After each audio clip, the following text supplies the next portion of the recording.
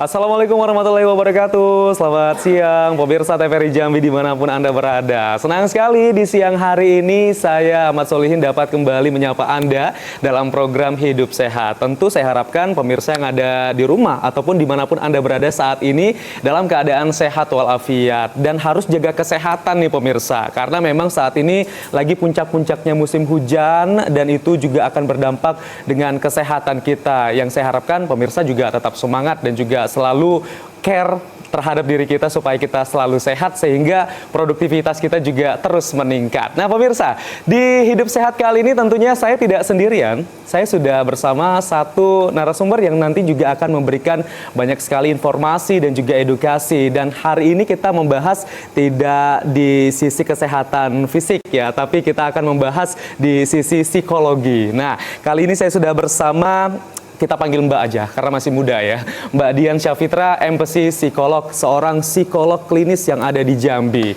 Selamat siang Mbak Dian. Selamat siang, Assalamualaikum warahmatullahi wabarakatuh. Waalaikumsalam warahmatullahi wabarakatuh. Pasti kabar sehat ya Mbak Dian ya? Alhamdulillah, yang penting kan sehat dulu ya. Iya, yang penting sehat ya. Kalau sehat, cuan lancar ya Mbak. Oh ya, bisa beraktivitas tentunya. Betul. Tapi musim hujan sekarang ganggu nggak kegiatannya Mbak? Justru enggak ya, malah enak buat cerita, buat sharing. Malah justru cuaca panas itu malah nggak konsen kayaknya. Kalau cuaca adem kayak gini malah mendukung ya? Mendukung sekali gitu. Jadi kita lebih buat cerita lebih nyaman, buat berbagi juga lebih nyaman gitu ya. Nah gitu, jadi cuaca juga mendukung. Oh, mempengaruhi juga ternyata cuaca ya. Kalau misalnya panas itu takutnya makin panas ya? Iya, makin panas. Suasana hati juga makin panas ya? Suasana hati juga makin panas. Oke, nah kita kenalan dulu nih sama Mbak Dian Syafitra. Jadi Mbak Dian Syafitra ini adalah seorang psikolog klinis Mbak ya? Iya. Kita bisa cerita dulu backgroundnya seperti apa nih Mbak Dian? Baik, saya alhamdulillah dari 2018 saya menyandang status psikolog klinis. Oke. Dan sekarang saya berpraktik mandiri di rumah dan di Rumah Sakit Umum Kambang, dan saat ini juga diamanahkan berpraktik di unit pelayanan terpadu daerah PPA Kota Jambi, atau kita biasa sebut Dinas Pemberdayaan Masyarakat Perempuan dan Perlindungan Anak Kota Jambi. Oke, ini relate juga ya dengan tema kita hari ini ya. Tadi nyebutin ada prakteknya di rumah, spill dong di mana? Oke, mungkin kalau nggak apa-apa lah ya kita spill ya, siapa tahu nanti bisa ketemu kan. Kita semua sini sering lah ya menggunakan fasilitas umum bandara, pasti lewat rumah saya deh. Oh, di sekitar bandara ya. Iya. Oke lah kalau gitu ya. Nah, hari ini kita mengangkat tema yang menarik juga dan relate juga dengan satu profesi tadi yang sudah disebutkan juga sama Mbak Dian, bahwa saat ini sudah tergabung jadi UPTD teknis ya, untuk perlindungan perempuan dan juga anak. Nah, kita membahas pemirsa hari ini terkait dengan dampak psikologis terhadap kekerasan anak. Dan tentu ini juga menjadi attention nih kepada pemirsa semua, karena memang kekerasan terhadap anak saat ini masih terus berlangsung, masih terus terjadi, dan tentu ada beberapa faktor-faktor yang menyebabkan ini terjadi. Dan apa saja nanti yang bisa kita dapatkan perbincangan kita hari ini, dan juga bagaimana kita nanti juga bisa untuk dapat memulihkan bagaimana trauma dari anak tersebut yang terjadi kekerasan mungkin di waktu yang sebelumnya. Nah, kami juga nanti akan mengundang pemirsa. Bagi pemirsa juga nanti yang ingin berbincang atau bisa langsung bertanya langsung nih sama Mbak Dian, seorang psikolog klinis, bisa langsung menghubungi di 0741 66385 atau di 0811 7433 133. Nah Mbak Dian, kita miris ya ngelihat Mbak Dian bahwa saat ini apalagi sekarang zamannya udah media sosial, udah bisa kita adopsi banyak banget informasi-informasi terhadap kekerasan anak ini. Apalagi berita yang baru-baru ini viral, itu ada anak yang umur 3,5 tahun yang terjadi kekerasan dari ayahnya sendiri, bahkan di lingkungan yang terdekatnya sendiri. Dan tadi saya juga sempat baca nih Mbak, bahwa untuk salah satu kota Sungai Penuh ya, di Jambi, itu angka kekerasan terhadap anaknya juga mengalami peningkatan di tahun 2024 kemarin, itu menjadi 40 kasus. Nah, kalau di kota sendiri, karena Mbak juga saat ini bergabung di kota, gimana untuk kasus kekerasan terhadap anak ini Mbak? Baik. Di tahun 2023 itu untuk kasus anak sendiri itu ada sekitar 51 kasus dan mengalami peningkatan di tahun 2024 ini sebanyak 95 kasus. Oh, oke. Dan kasus itu tentunya bermacam-macam.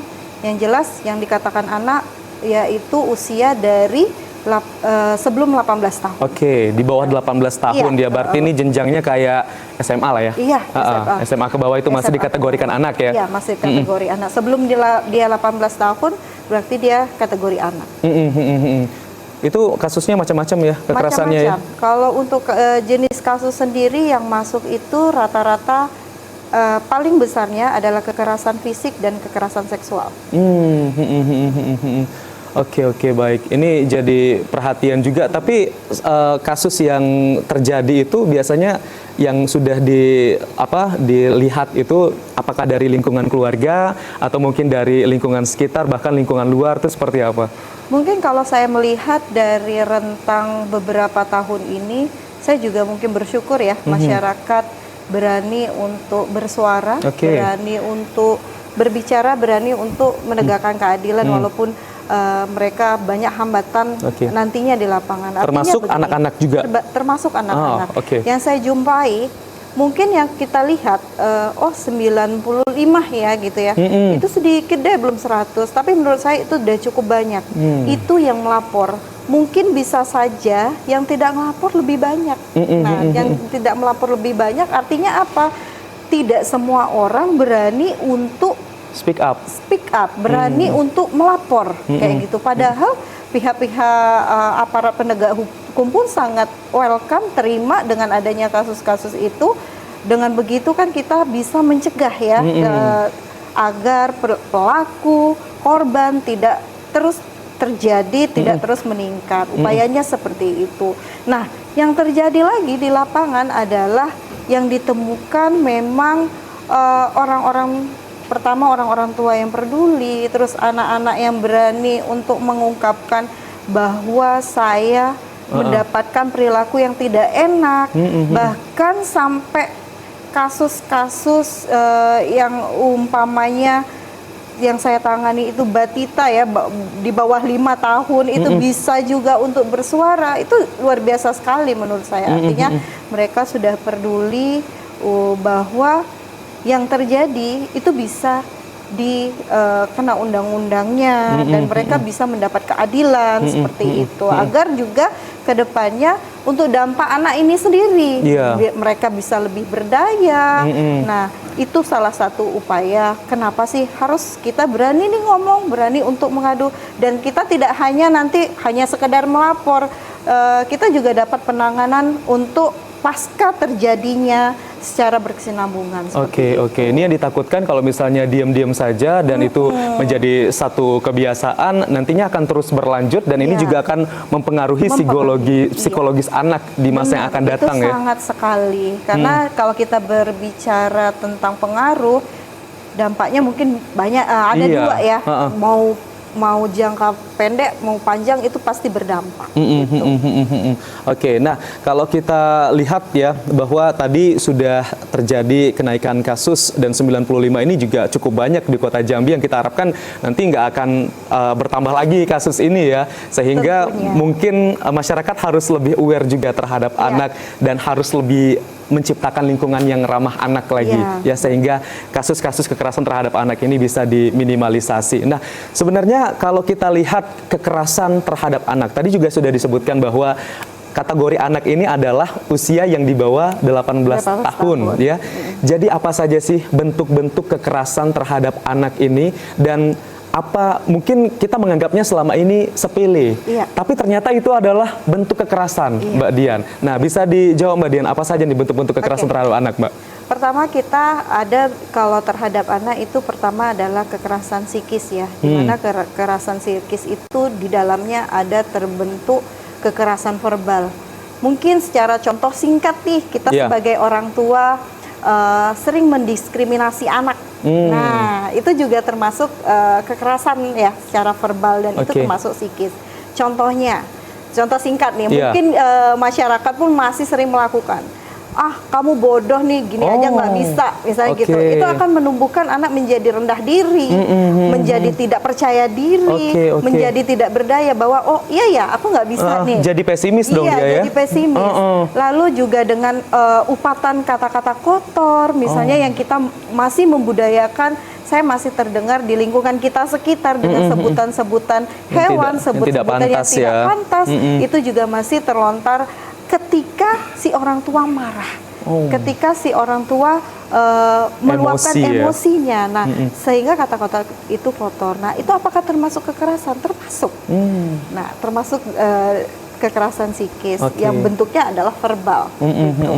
Nah, lalu yang kedua adalah kekerasan fisik. Ya, kekerasan fisik pun juga saya rasa masih masih masyarakat kita melakukan ini, dan saya juga salah satu upayanya untuk pencegahan, terus kita mengedukasi masyarakat bahwa kekerasan fisik itu masih sering terjadi. Contohnya memukul anak, nah, mencubit, menjewer, atau bahkan kita menganiaya sampai berita sekarang ada menyebabkan kematian. Nah, itu juga salah satu faktor kekerasan fisik juga bisa terjadi di lingkungan rumah tangga.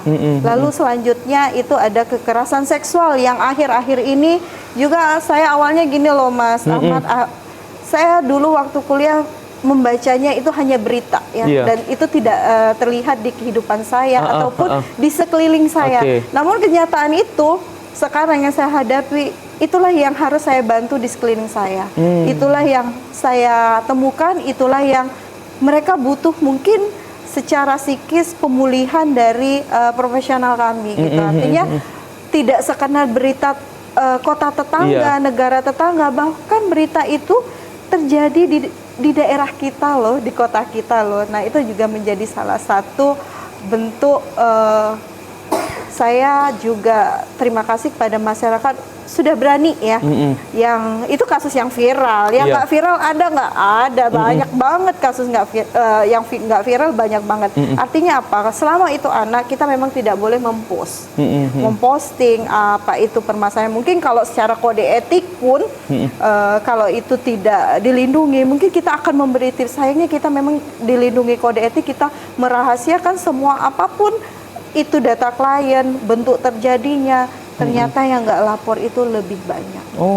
Yang nggak ngelapor malah lebih banyak ya? Lebih banyak. Tentu saya membedakan antara pekerjaan saya di publik dengan mungkin di luar publik, artinya di praktik mandiri, itu lebih banyak di praktik mandiri untuk persentasenya. Dan kalau untuk persentase kita bahas ya, artinya dampak itu ternyata ternyata lebih banyak kok baru sekarang nih datangnya gitu. Nah, itu salah satu kekerasan seksual yang sering saya jumpai. Lalu yang selanjutnya ada lagi kekerasan sosial. Sosial itu yang sering dilakukan oleh orang tua juga, seperti penelantaran. Menelantarkan anak itu juga termasuk ya? Juga termasuk kekerasan penelantaran. Bisa jadi juga kalau nggak ngasih nafkah? Bisa jadi termasuk. Ya? Termasuk ya? Itu salah satu yang dari kasus kami juga, ada salah satu kasusnya penelantaran. Nah, ketika orang tua berpisah, ada hak-hak anak yang tidak terpenuhi, seperti finansial, kebutuhan ekonomi, makan, dan sekolah, seperti itu ada. Lalu yang selanjutnya itu seperti pengabaian. Nah, pengabaian itu juga termasuk dalam kekerasan sosial. Artinya anak-anak yang diabaikan oleh orang tuanya ada, namun tidak menghiraukan ya. Tidak menghiraukan, anaknya mau kenapa terserah, mau kegiatan apa terserah, tidak disekolahkan, tidak mendapatkan pendidikan yang layak, tidak mendapatkan fasilitas yang mungkin layak, mungkin nggak seharusnya mewah ya, mungkin yang sesuai dengan standar kehidupannya, seperti itu.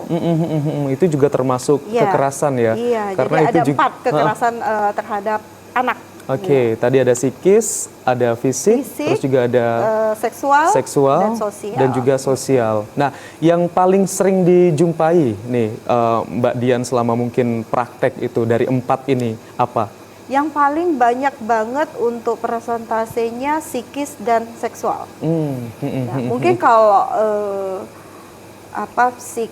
fisik ya. Fisik kan bisa dilihat dengan kasat mata juga kan? Beberapa anak mampu memaafkan. Namun yang untuk seksual dan yang psikis, itu seperti gunung es ya. Mereka selalu ingat, selalu terbayang-bayang, terngiang-ngiang, trauma jadinya. menjadinya nanti efeknya ke dampak. Gitu.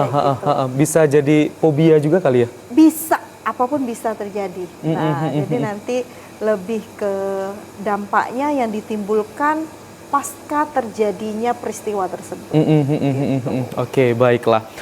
Kalau kita lihat juga kekerasan terhadap anak ini kan tidak hanya di lingkungan keluarga ya, tapi mungkin di luar sana berpotensi juga anak mendapatkan perlakuan yang tidak layak. Nah, ini sebenarnya apa sih faktor yang menyebabkannya sehingga mereka itu melampiaskan mungkin amarah, emosi kepada anak. Terus saya tadi juga sempat baca dari salah seorang psikolog juga seperti itu, bahwa kekerasan terhadap anak ini terjadi di lingkungan keluarga itu salah satu faktor penyebabnya adalah adanya gangguan kejiwaan seperti itu dari orang yang melakukannya. Nah, seperti apa tuh Mbak Dian? Kalau untuk langsung ke gangguan kejiwaan mungkin belum sampai ke situ ya, Mas. Untuk sampai individu itu dikatakan gangguan jiwa banyak faktor. Nah, salah satunya adalah terkait tentang kekerasan. Kenapa sih kekerasan ini tidak hanya terjadi yang Mas bilang tadi di lingkungan rumah? Bisa nggak dia terjadi di luar? Sangat bisa. Yang sering akhir-akhir ini juga marak kasus kita adalah perundungan ya, atau bullying yang terjadi di lingkungan sekolah. Nah, jadi sesama usianya juga bisa terjadi kekerasan ya. Nah, yang saya temuin seperti ini. Ketika ada anak yang emosionalnya tidak stabil, misalkan ada anak melakukan kekerasan terhadap temannya.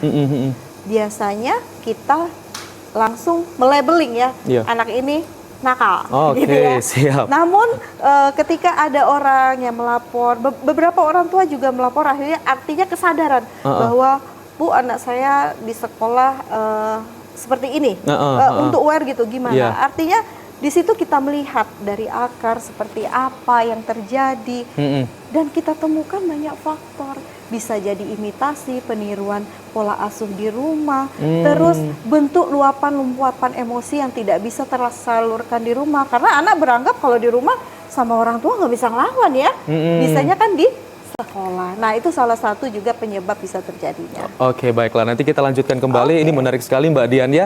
Nanti juga kita masih akan membahas lagi seperti apa dampak lebih lanjutnya. Tadi juga sudah disampaikan ada dampak jangka pendek dan juga jangka panjang. Kami akan kembali lagi pemirsa usai pariwara berikut ini. Tetaplah bersama kami di Hidup Sehat.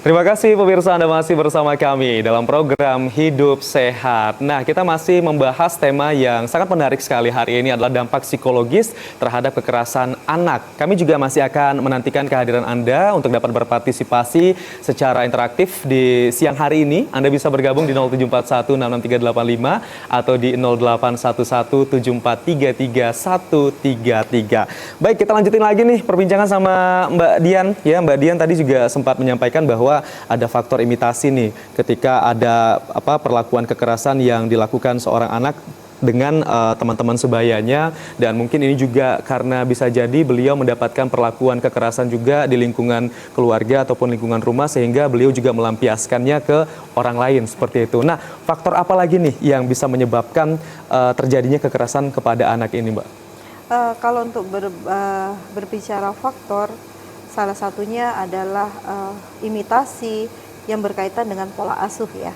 Pola asuh itu juga bisa salah satu faktor pemicu anak pelaku kekerasan. Artinya seperti ini, ketika pola asuh itu otoriter, ketika anak tidak mempunyai kebebasan untuk memilih, untuk bersikap, untuk tahu apa alasannya, terkekang jadinya ya. Terkekang, dan disitulah terjadinya kekerasan.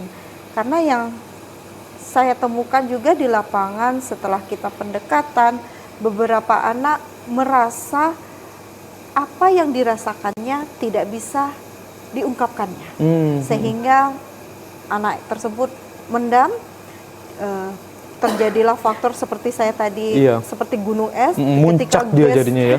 itu sudah besar, itulah puncaknya. Lalu terkait dengan perhatian dan secara emosional ya, bisa jadi orang tuanya hadir 24 jam di rumah, namun ikatan antara emosi itu tidak terjalin. Di situ juga bisa salah satu faktor kenapa anak mengalami perubahan-perubahan emosional. Karena kita ya tahu ya, ayahnya ada, ibunya ada, tapi tidak berfungsi. Tidak ada jalanan komunikasi yang baik ya. Mungkin ketika anaknya mau curhat sama ibu dan ayahnya tidak ditanggapi dan tidak digubris gitu ya. Bahkan mungkin ketika dia mengungkapkan pun dia selalu disepelekan. Alah itu masalah sepele, itu biasa aja, kamu udah gede, biasa gitu ya. Dan faktor-faktor itu juga saya rasakan apa ya, pengasuhan model old, ya model lama. Artinya gini, ketika anak merasa tidak nyaman di suatu lingkungan ketika mengadu, labelingnya apa? Pengadu Ketika anak merasa tidak nyaman dengan teman sebayanya ketika dia mengadu, labelingnya apa? Iya, pengadu. Ujung-ujungnya nanti dibully juga ya. Dibully juga, padahal anak udah nggak nyaman nih. Nah, artinya itulah yang salah satu faktor yang terjadi di lingkungan keluarga. Tapi itu bahaya juga ya ketika sudah di labeling pengadu tadi, dan itu takutnya makin jadi nih nanti teman-temannya ya. Iya, artinya gini, ketika saya tidak diberi kesempatan untuk mengungkapkan apa yang saya rasakan, apa rasanya? Sakit dong. Artinya gini loh, saya sedang tidak enak dengan kamu, bisa begitu. Tapi itu kan tidak boleh. Artinya ya udah deh, kamu harus artinya harus memang benar-benar nyaman dengan kondisi itu. Harus terima ya. Harus terima, harus memang benar-benar kondisi harus legowo itu ya. Legowo. Padahal kan kalau sekarang nggak bisa seperti itu. Iya. Tanpa orang tua, kamu kenapa, gimana? Nah itu juga salah satu faktor yang bisa terjadi.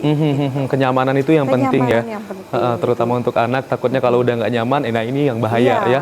Nah itu kalau di lingkungan teman-teman ya, lingkungan sekolah, teman sepermainan. Ini juga kalau kita lihat anak kerap juga untuk mendapatkan perlakuan kekerasan di lingkungan keluarga yang mungkin anak tersebut yang tidak menyebabkan masalah ini terjadi. Namun anak ini sebagai pelampiasan ketika mungkin seorang suami istri lagi berantem tapi tiba-tiba dilampiaskannya ke anak. Kenapa selalu anak sih yang selalu dilampiaskan? Nah, ini kenapa bisa terjadi? Anak itu kan makhluk yang tidak berdaya ya. Mau kita apain pun dia akan nurut aja, sekalipun ya itu kasus yang terjadi yang paling parah sampai ada terjadinya pembunuhan, ya anak tidak akan berdaya dengan hal itu gitu. Artinya seperti ini, kita nih sedang berkonflik antara kita dan suami istri. Tentunya upaya-upaya itu tidak tersalurkan dan kita sebagai orang tua juga tidak terlatih untuk melatih emosi negatif ya, mengelola emosi negatif seperti apa. Artinya gini, orang tuanya tidak melakukan kekerasan terhadap anaknya, tapi dia melakukan contoh seperti membanting barang, membentak. Nah, itu akan tersimpan di memori anak ya. Artinya gini, ketika ayah marah, ibu marah, aku banting barang. Ketika ibu marah, ayah marah, banting barang-barang dan membentak. Aku harus seperti itu. Ketika dia di sekolah, dia juga melakukan hal yang sama karena di pikiran dia marah, banting barang, marah, bentak teman, bentak orang ya. Iya. Nah itu juga salah satu faktor yang bisa terjadinya di lingkungan teman sebaya. Nah teman sebaya juga ini pun menjadi salah satu yang unik ya, menurut saya. Artinya seperti ini, kita tanpa tahu sebab, mungkin ini edukasi juga buat kita semua, ketika kita menjumpai anak-anak yang di lapangan misalnya sebagai pelaku tentunya ya, utamanya, jangan langsung kita judge. Artinya anak ini pasti butuh bantuan nih.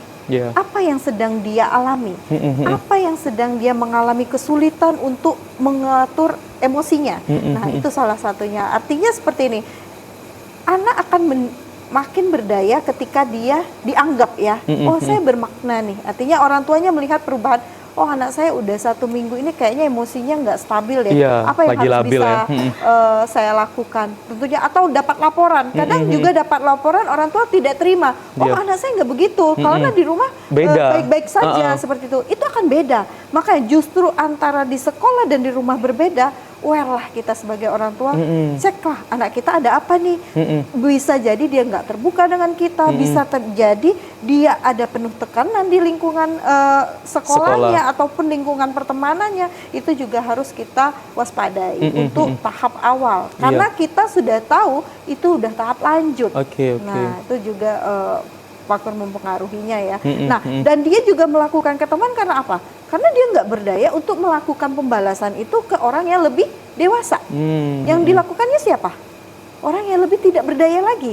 Contoh, saudara kandung, adiknya, atau temannya di sekolah yang tidak berdaya, yang posisinya mungkin bisa jadi orangnya yang powernya di bawah dia gitu, lemah gitu ya. Itu bisa menjadi diskriminasi juga terhadap anak. Gitu. Nah itu terjadi kekerasan yang berulang pada akhirnya. Karena kita tidak mengajarkan marah boleh nggak? Boleh dong marah, tapi caranya gimana? Nangis boleh nggak? Boleh dong, tapi caranya gimana kita mengekspresikannya? Harus gitu. kontrol ya. Harus kontrol. Makanya kita beberapa edukasi terus mengupayakan mencegah dalam bagaimana anak bisa melatih mengontrol emosinya. Seperti itu. Oke, jadi siklus itu yang harus diputuskan dan dicari benang merahnya ya. Iya, dan di sini berarti peran orang tua juga sangat penting sekali untuk dapat memperhatikan bagaimana tumbuh kembang dan juga perilaku dari anak. Ketika ada perubahan, ya cepat-cepat diantisipasi kita ya. cari bantuan gitu. Itu untuk mengantisipasi agar tidak berlanjut lagi nih kekerasan terhadap sesama temannya terjadi. Tapi gimana kalau misalnya ada teman yang ikut-ikutan? Nah, itu gimana tuh? Nah, ini juga salah satu namanya anak ya. Dia punya namanya teman sebaya. Iya. Ketika dia ingin mengikut satu kelompok, satu circle gitu ya, harus ngikut budaya yang ada di situ kan. Anak itu harus mengikut budaya yang ada di dalam circle tersebut. Contohnya seperti nih yang terakhir juga up ya, artinya geng motor dan segala macam itu ya. Itu kan kenakalan-kenakalan remaja yang pada akhirnya kita temui itu tidak semuanya dalam tanda kutip anak yang bermasalah. Nah, hanya ada beberapa. Yang selebihnya apa? Ikutan. Nah itulah ada mungkin status sosial agar dia diterima dengan temannya gitu ya.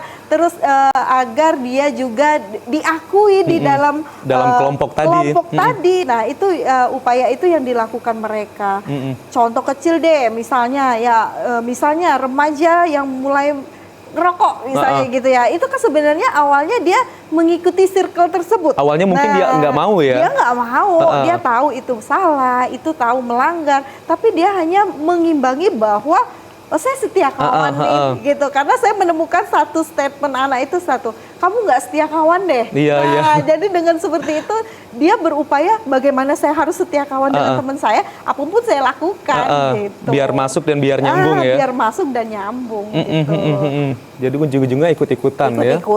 Dan itu paling banyak terjadi ya. Paling banyak terjadi. Itu yang bahaya juga ketika mungkin historinya nggak ada apa-apa ya, mungkin baik-baik saja karena pengaruh lingkungan yang mengubah itu semua. Dan saya terenyuh tuh seperti ini ketika menemukan beberapa kasus mereka menyatakan baru ibu orang yang pertama memahami saya. Selama ini saya di-labeling dari lingkungan masyarakat, lingkungan tetangga, lingkungan keluarga saya adalah anak yang nakal. Artinya kenapa sih kamu melakukan hal itu? Nah, anak tersebut mengatakan baru saya nih nanya. Artinya yang saya nggak pernah nangis loh Bu, baru ini saya bisa nangis. Artinya selama ini perasaan saya tidak pernah tervalidasi. Saya kenapa? Perasaan saya tidak pernah ditanyakan dan apa yang sedang saya alami tidak pernah orang peduli. Nah, artinya sesimpel itu ya yang dibutuhkan remaja dan anak. Artinya yang kita orang sekeliling nggak peduli. Mungkin pelajaran juga buat kita masyarakat pada umumnya ketika ketemu, ayo dong kita mengupayakan nih biar bagaimana caranya semua anak-anak itu berdaya, maupun dia pelaku, maupun apalagi dia korban, sama-sama kita rangkul, sama-sama kita cari akarnya, sama-sama kita cari jalan keluarnya. Itu jauh lebih, menurut saya jauh lebih efektif ya, dibandingkan kita menjauhi anak tersebut dengan labeling negatif. Jadi memang harus dicari solusinya. Cari solusinya. Dan bisa mengarahkannya lagi ke hal-hal yang positif. Lebih positif, benar. Dan mungkin kalau di sekolah juga bisa curhat ke guru-guru BK. Karena ada bimbingan konseling juga kan. Iya. Jadi dan sekarang kan juga ada di untuk sekolah kan sekolah ramah anak nih. Iya. Nah, yang memang sekolahnya sudah validasi sekolah ramah anak itu sudah juga sesuai standarnya ramah anak ya. Guru-gurunya, teman-temannya juga sudah disupervisi semua. Artinya kita mewujudkan bahwa lingkungan itu tidak hanya memojokkan satu pihak.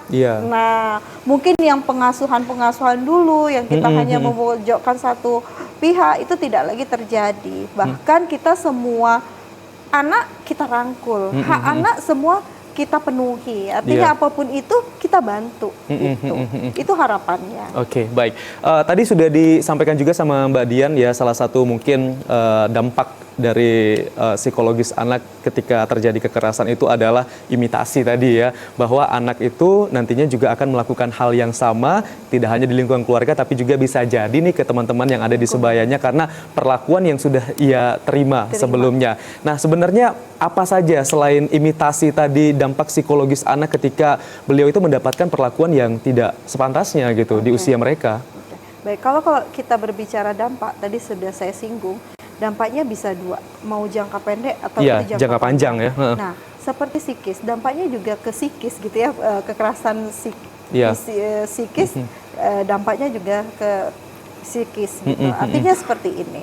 Kalau dampak itu secara psikis yang kita lihat mungkin seperti ini.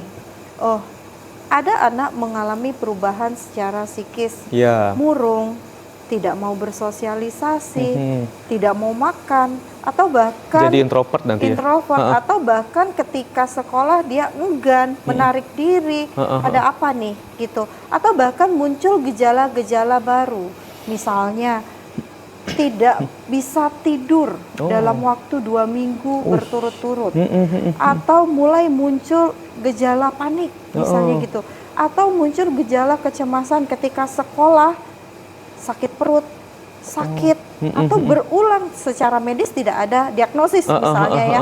Nah, itu salah satu yang dimunculkannya. Lalu dampak selanjutnya adalah kalau dampak fisik nampak ya kita bahwa dia kalau kena pukul ya nampak ya, kalau jelas kena cubit kelihatan birunya, merahnya kelihatan gitu. Nah, itu kalau jangka pendeknya nampak. Tapi yang paling menurut saya butuh diatasi segera adalah jangka panjang. Nah, yang mungkin tidak hanya saya menemukan sebagai profesional, rekan-rekan sejawat pun menemukan juga bahwa dampak itu adalah jangka panjang. Nah, yang saya temui jangka panjang itu yang seperti apa? Ketika kejadian ini, contohnya kekerasan seksual, terjadi ketika dia usia kelas 4 SD, gitu ya contohnya. Dan itu bisa berdampak ketika dia usia 25 tahun. Loh, kok bisa? Kemana dia yang selama rentang dari usia kelas 4 SD dan sekarang dia mungkin menikah dan itu masih muncul di permukaan. Ternyata selama ini dia berjuang sendiri untuk dengan ketakutannya, dengan traumanya, dan itu tidak ada orang yang tahu. Karena dipendam sendiri tadi ya. Baru berani speak up setelah bahwa dia menyadari saya tidak baik-baik saja, saya butuh dibantu, dan gejala saya sudah parah. Misalnya ada ide-ide bunuh diri, misalnya seperti itu, menyakiti diri, dan sehingga korban tersebut aware, mendatangi profesional-profesional untuk dibantu. Begitu juga yang saya temui di misalnya bukan laporan ya, bukan kita rujukan dari laporan kepolisian, artinya mereka sadar sendiri untuk mau dibantu nih dengan permasalahan mereka yang sudah terjadi menaun. Nah, itu kan luar biasa sekali. Ternyata efek itu yang kita rasakan, ketika dewasa ya. Kalau kita anggap udah nggak apa-apa, masih kecil nih, dipukul, dicubit nggak akan ngefek. Tapi itulah efeknya ketika dia besar. Iya. Yang saya temui yang paling umum adalah anak dengan gangguan kecemasan. Pertama, takut melakukan kesalahan. Iya, Apa-apa, iya, nanti iya. mama marah nggak ya? Nanti papa marah nggak ya? Terus muncul gejala serangan mungkin yang paling parah, panik dia. Padahal itu tanpa disadari, kita dari kecil ketika dia salah, kita hukuman dengan fisik, kita hukum dengan perkataan kasar, itu yang memunculkan ketika dia dewasa, dia takut melakukan kesalahan. Gejala-gejala itu. Jadi takutnya nggak berani Iya, ngambil keputusan nanti tidak ya. berani. Pastinya tentunya yang benar Mas Ahmad bilang tadi, kebanyakan orang mengalami itu problem solvingnya jelek.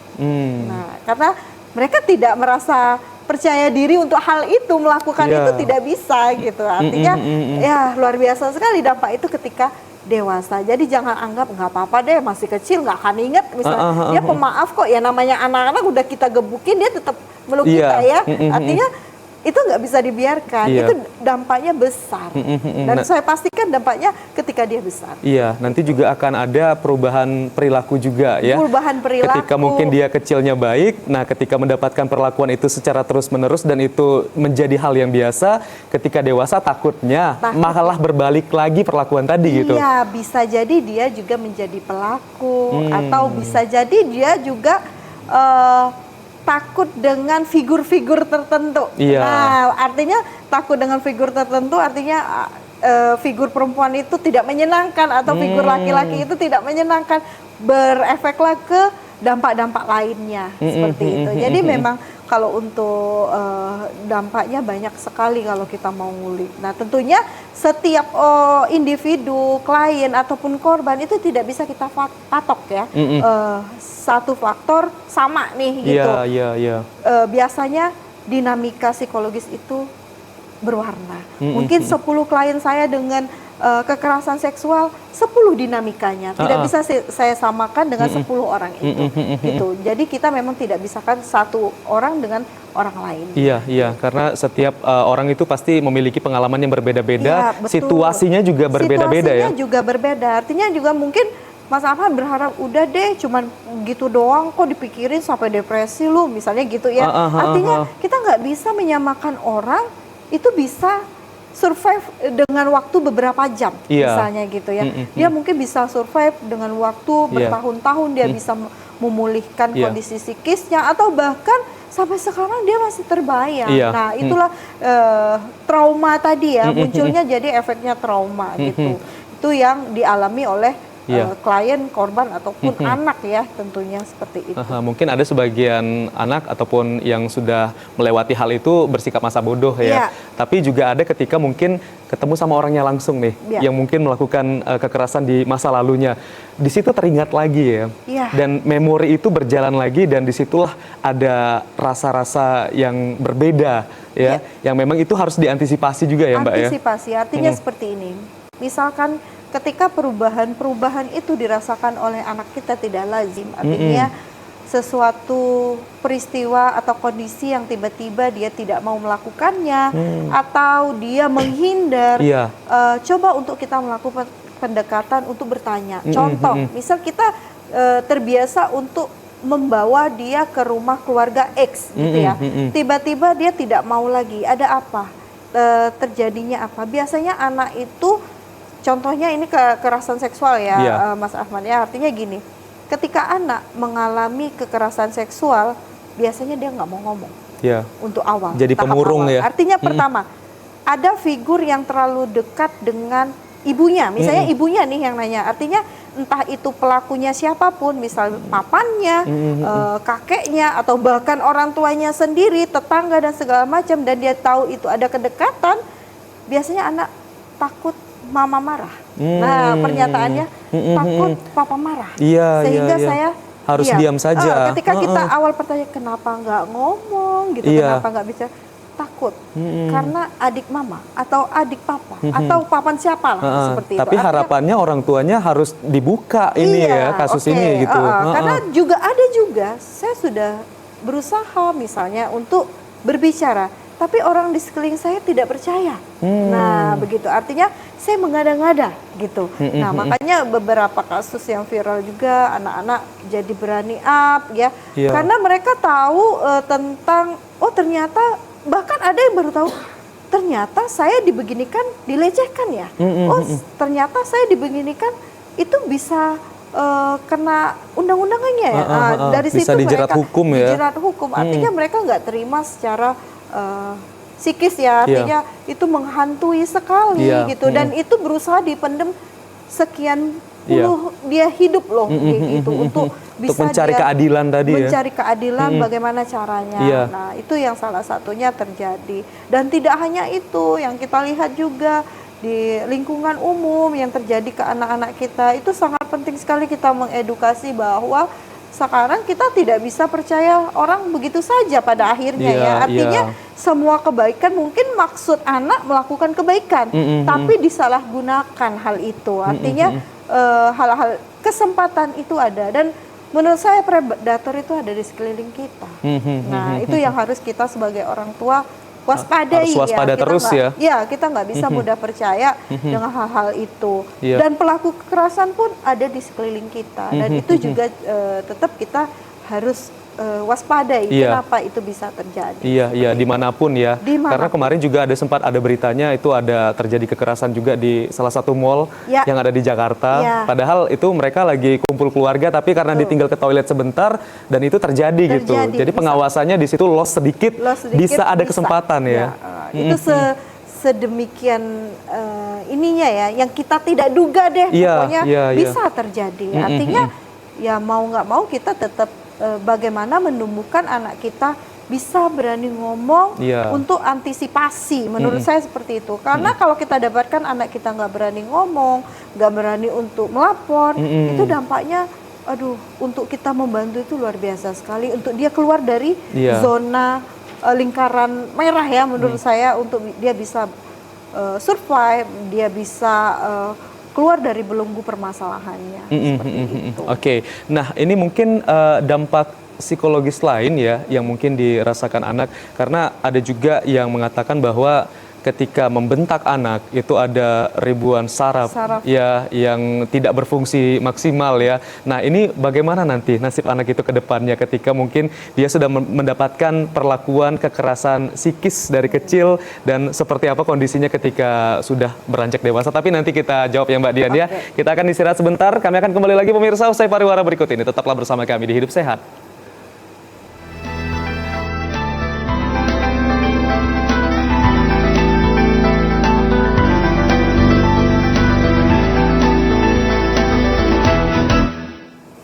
Terima kasih pemirsa, Anda masih bersama kami dalam program Hidup Sehat. Dan kami juga masih akan mengundang Anda, jika Anda ingin tertarik juga berbincang bersama Mbak Dian, Anda bisa menghubungi di nomor telepon 0741663385 atau di 0811743333. Hari ini kita masih membahas terkait dengan dampak psikologis terhadap kekerasan pada anak. Dan tadi kita juga sempat berbincang, ini memang banyak sekali dampak-dampak yang bisa dirasakan, dan itu bahayanya adalah ketika dampak ini akan terjadi ataupun terasa di masa yang akan datang ataupun di waktu yang jangka panjang ya Mbak Dian ya.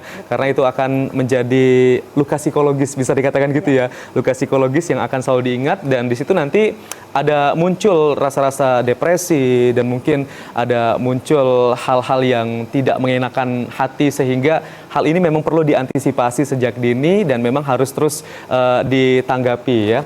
Dan bagaimana nih Mbak Dian ketika mungkin seorang anak ini sudah sangat trauma sekali dengan perlakuan-perlakuan buruk yang terjadi di luar sana, dan ya bisa dikatakan sudah akut sekali ya, sudah sangat takut sekali untuk dapat berinteraksi di dunia luar. Nah, seperti apa upaya pemulihan yang bisa dilakukan sehingga bisa memunculkan kembali kepercayaan dirinya, bisa memunculkan kembali komunikasinya dengan lingkungan yang ada di luar, Mbak Dian? Oke, baik.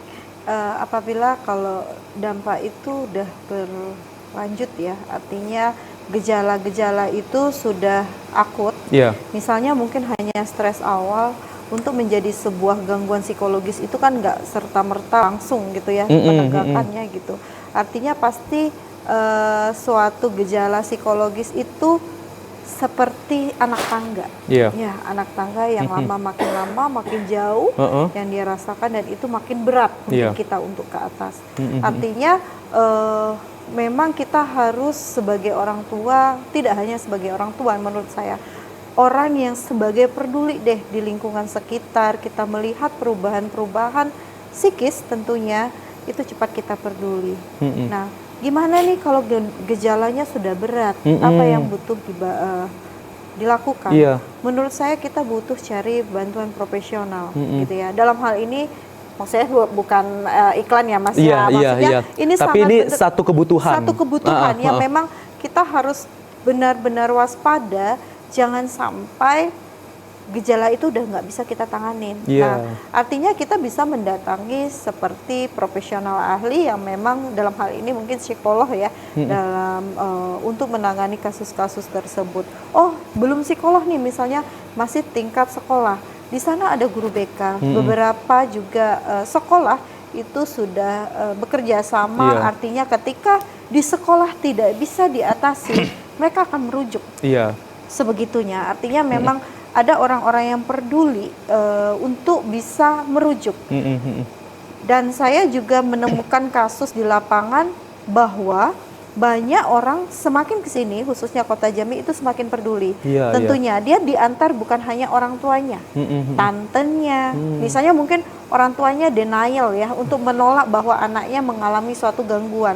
Artinya yang mengantar adalah tantenya, misalnya gitu. Orang terdekatnya, omnya atau pamannya atau bahkan neneknya yang ngantar. Dan dengan situ nanti bahkan banyak upaya yang akan kita capai dalam proses terapeutik tersebut ya. Artinya seperti ini. Oh, orang tidak akan berani dengan orang tuanya karena power orang tuanya besar dan akan tidak menerima dengan perlakuan anaknya. Dengan begitulah, dengan profesional mungkin kita akan duduk sebagai orang yang netral ya, tidak memihak siapapun itu orangnya. Artinya di situ kita akan menjembatani itu. Artinya ada beberapa step yang harus dijalani klien tersebut. Artinya kalau memang itu sudah gejalanya, misal oh anak ini misalnya udah depresi nih, udah gejala depresinya muncul, udah 1 minggu atau bahkan 1 bulan dia nggak mau makan atau makannya keluar rumah kali ya, nggak keluar rumah, keluar kamar ya, keluar kamar, mandi nggak mau, dan kerjaannya kalau makan itu muntah. Dan biasanya kami profesional psikolog juga bekerja sama dengan psikiater. Artinya si anak ini ketika memang dia butuh penanganan secara farmakologi, juga kita akan merujuk ke SPKJ. Biasanya lintas pekerjaan kita seperti itu, dan kita akan merujuk ke SPKJ ketika dia sudah tenang, dia beristirahat. Tentunya kita bisa mendekati dengan pendekatan perilaku. Gimana kita mau dekatan perilaku, dia aja nggak bisa tidur selama 2 minggu. Dia aja kalau diajak ngomong misalnya pikirannya kemana ya, kosong gitu. Nah itu kita butuh kolaborasi, artinya seperti itu yang kita lakukan. Nah terus juga upaya-upaya jangka panjang itu yang menyulitkan saya adalah ketika tidak ada support system. Itu yang saya temui. Jadi beberapa banyak kasus juga datang bahwa misal nih, kalau terkait kendala, kita ada pusat-pusat layanan yang gratis mungkin untuk pemerintah ya. Salah satunya Pusaga, Pusat Layanan Keluarga, itu pembelajaran keluarga. Di situ masyarakat bisa memanfaatkan. Artinya jangan ke psikolog mahal nih gitu ya. Enggak, artinya ada layanan-layanan gratis yang bisa masyarakat gunakan untuk mengantisipasi apapun itu permasalahannya di lapangan nanti gitu ya. Di situ gratis tanpa dipungut biaya. Nah, jadi sebenarnya banyak sekali ya yang bisa menjadi solusi ya supaya terhindar dari masalah ini, dan sehingga juga bisa menjadi sebuah ruang juga untuk dapat berkomunikasi dan juga curhat seperti itu. Baik, nanti kita lanjutin lagi ya Mbak Diannya. Sepertinya kita harus break kembali. Kami akan kembali lagi usai pariwara berikut ini. Tetaplah bersama kami di Hidup Sehat.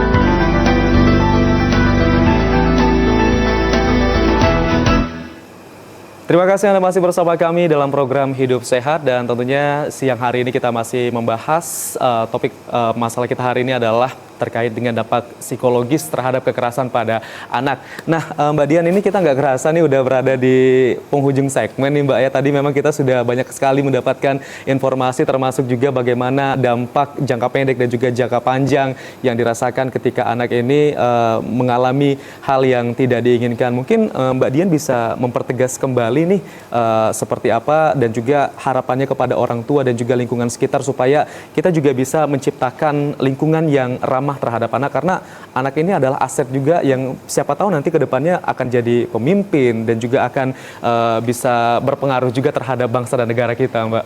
Oke, baik. Mungkin satu edukasi dari saya untuk orang tua maupun masyarakat.